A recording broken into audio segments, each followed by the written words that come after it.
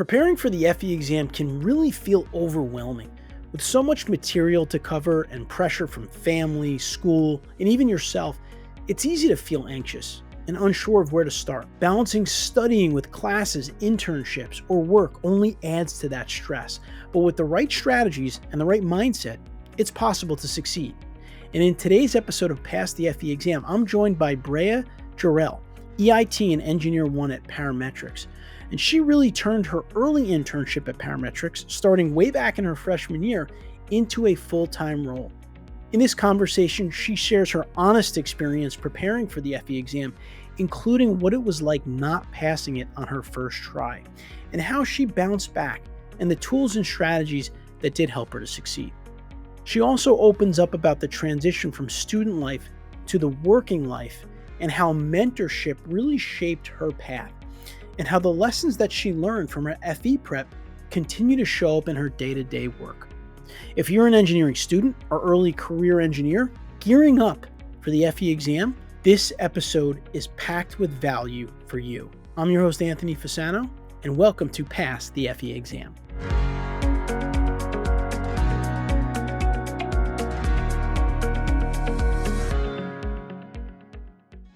All right, now I'd like to welcome my guest onto the show for today. Brea Jarrell is an EIT. She's also an Engineer I at Parametrix. Brea, welcome to Pass the FE exam. Thank you for having me. Well, thanks for coming on. We're always happy to have professionals like you that come on and kind of share their story. So let's start with your journey. What kind of first drew you to civil engineering, and how did your early start interning at Parametrics from your freshman year kind of shape your growth and lead you to the full-time role? In high school, I really thought that I wanted to be an architect, and as I was, starting to apply for colleges, a lot of mentors throughout high school and people that were involved in my career application journey were more of leaning towards like, oh, maybe you should go into engineering. And in my mind, civil engineering was the closest thing. So that's how I decided to be a civil engineering major through college. Yeah, and then my early start interning really helped me, I think, be shaped into the professional I am today, mainly because I just learned so many things, even that were outside of being an engineer, like how to be a professional in the workplace and how to be open and ask questions and how to really find my mentors and really get connected to people in my company. That's great. And so I know a lot of students aren't sure, how to get an internship or what to do in the summer. So it sounds like in your first summer as a freshman, you were able to find parametrics. How did that happen? How did that work out?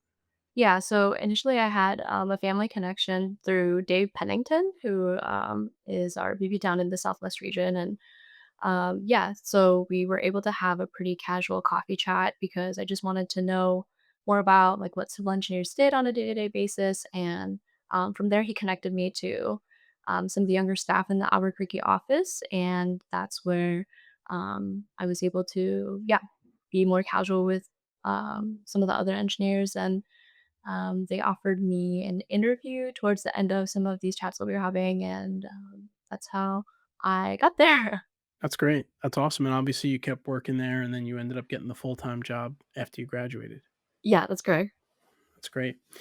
So, Brea, the FE exam is a big milestone for a lot of engineers. When did it become a priority for you? And maybe you can walk us through kind of the emotional and the practical journey of, even not passing the first time. What was different the second time? Kind of take us through your journey with the FE exam.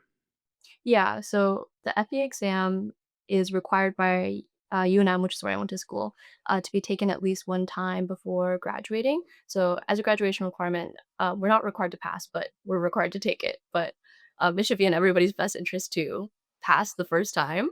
But it started to become a priority for me in my last semester. So, I graduated in the fall, just past fall 2024. So, I knew that coming out of the summer, then I was really wanting to take it towards the beginning of my last semester. And I failed it the first time, which was pretty emotionally devastating, mainly because I knew that I was a really strong academic student and that I was a hard worker in the workplace also and had been interning for a long time.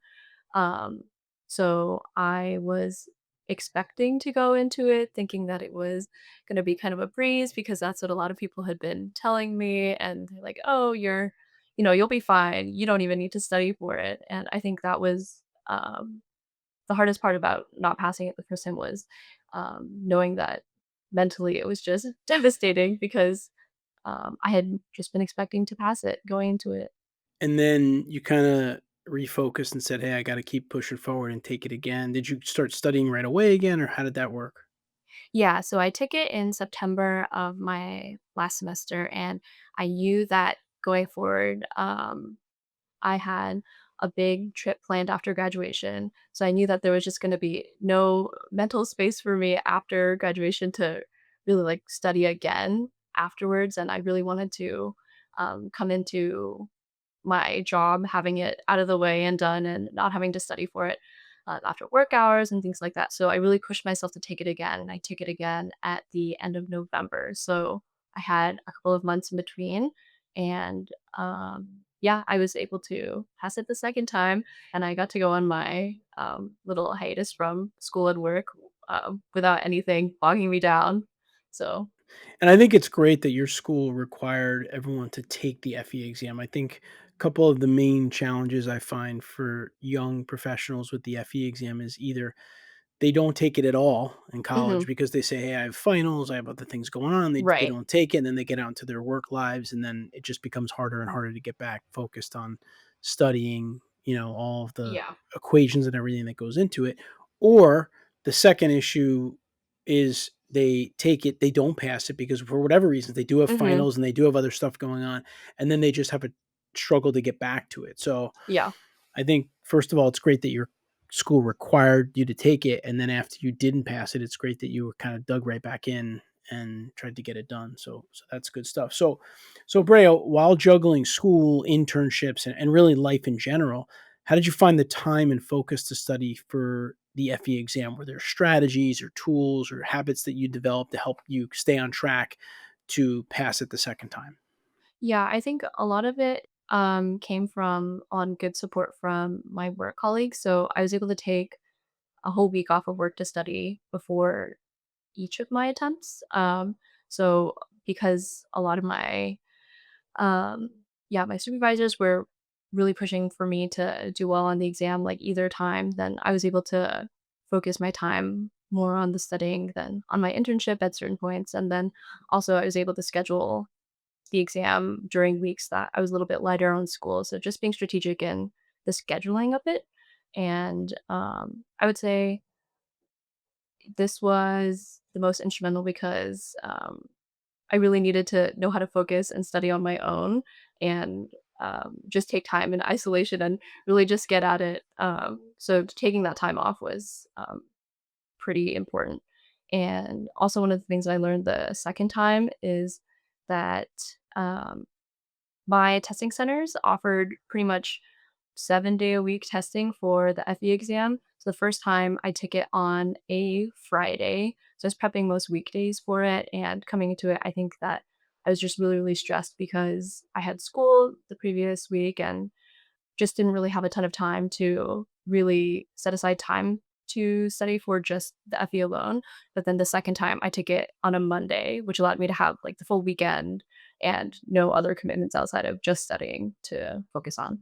That's great. I think those are some very practical things to consider for those of you watching. Number one, sometimes when you plan your exam, you're registering way in advance. Mhm. So you have to kind of think ahead. And I really like the idea of just making a little adjustment, from a Friday to a Monday. Cause Yeah. like you said, you're not working the day before and then you're going home at night. And then Mhm.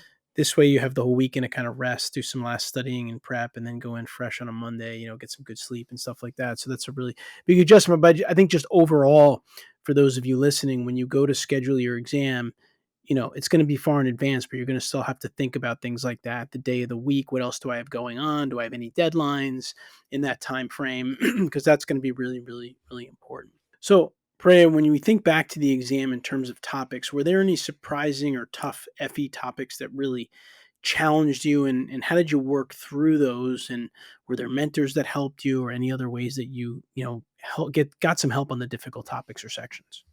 Yeah, I think one topic in particular that really, really killed me, was the structure section, and I think that this was particularly hard because it wasn't my concentration in school, so my concentration was transportation, which is one of the sections that I felt most comfortable in, and, also because it wasn't my concentration, I wasn't really diving super in depth with electives that related to structural analysis, but this is a section that has gotten a lot of my mentors, on the exam, and so it was nice to know that I wasn't the only person just struggling with this one section. It's historically pretty difficult section, I would say, on the exam, but my mentors just, like, reminded me that the test is an aggregate of all the other sections as well, so as long as you're performing well on the topics that you do know, don't focus too much on the things that you don't. Um, so your performance will kind of balance out if you really excel in what you know and what you're confident in, so. Yeah, that's good advice. And you mentioned kind of mentors a few times so far today. When you think about mentors, how did you go about finding them? And kind of talk about the impact that they've had on you with your transition from student life into kind of the professional world. Mhm. Yeah, I would say finding good mentors was a little bit of a combination of luck and also being more outgoing than sometimes I would like. Initially, I was paired up with really great younger staff in Albuquerque office and similarly in the Seattle office where I am now. But in addition to just being assigned really great matches, I also use kind of the power of being an intern to my advantage and really asking tons of different kinds of people on coffee chats or lunches because there hasn't been anybody that I've met who doesn't wanna impart some of their career knowledge on to younger, emerging early career professionals. So, really just looking for, people who are willing to sit down and chat with you about their life and career experience. Yeah, and I think it's really helped me transition to the workplace because it's kind of how do I put this?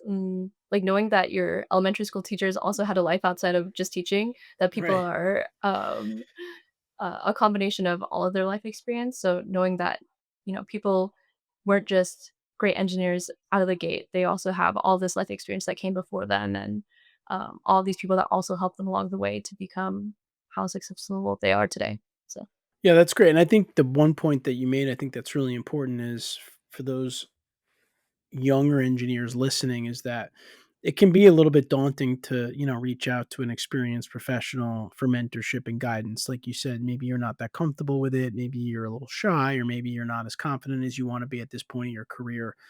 But you kind of got to push yourself through it, and understand that, there are people like Brea said that they went through the same thing as you, and they'd be more than happy to help if you could just kind of try to push yourself to engage with people and try to, reach out for help where you can. mhm. So now that you've transitioned into full time work at Parametrix, how do you see some of the concepts or the mindset from your FE preparation kind of showing up in your day to day work, if at all? Yeah, I would say that, similar to how I studied for the FE, there's a lot of different kind of design manual reading, and I'm looking at a lot of standards and similar to how I was preparing for the FE. At first, I felt really kind of intimidated because there was so many different kinds of standards in the FE handbook that were allowed. But as I studied more and more for it, I became more familiar and, kind of like knew my way around most of the standards and, like, the paperwork that I was looking at, and now I'm also getting to a place where I'm reading a lot of documentation, but becoming more and more familiar with it, and hopefully to the point where I'm able to be as proficient as my, superiors and just be able to rattle off, how long this taper curve should be or how big this radio should be, and, so I'm still reading a lot of different kinds of design manuals. Yeah. Yeah, I think this is an important point because the thing about the FE exam is there are a lot of very technical quantitative concepts on it, which pretty much mirrors typically the beginning of your career, right? Where you're doing a lot of calculations, you're learning codes, you're learning guidelines. which is also another reason that a lot of professionals that if they don't take the FE exam within the first 5 years of their career, they find it very hard to get back to it because after the first 5 years of your career, you start to do more project management and maybe some people leadership. So now you're getting a little bit out of the kind of the technical and quantitative day-to-day piece of engineering. And then if you have to go back and study those things for an exam, it becomes a lot harder. So I would say that, a couple of big takeaways here from our conversation for those listening is you really need to attack the FE exam in school or right after school while all this stuff is kind of fresh in your mind and you're really in the mode of technical work, calculations, codes, etc., because that's really what this exam is. And don't let it slip too far beyond that. And of course, find some mentors like Brea suggested that can maybe help you along the way. There will be people that will want to help you.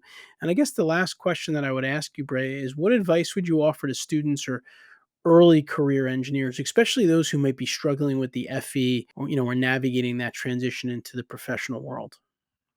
Yeah, like I said, I think don't be afraid to put yourself out there. I think it's really comforting to know that your community is looking to just help you and to guide you to be the fully fledged professional that they know that you can be, and be beyond what you imagine your success in the immediate moment to be.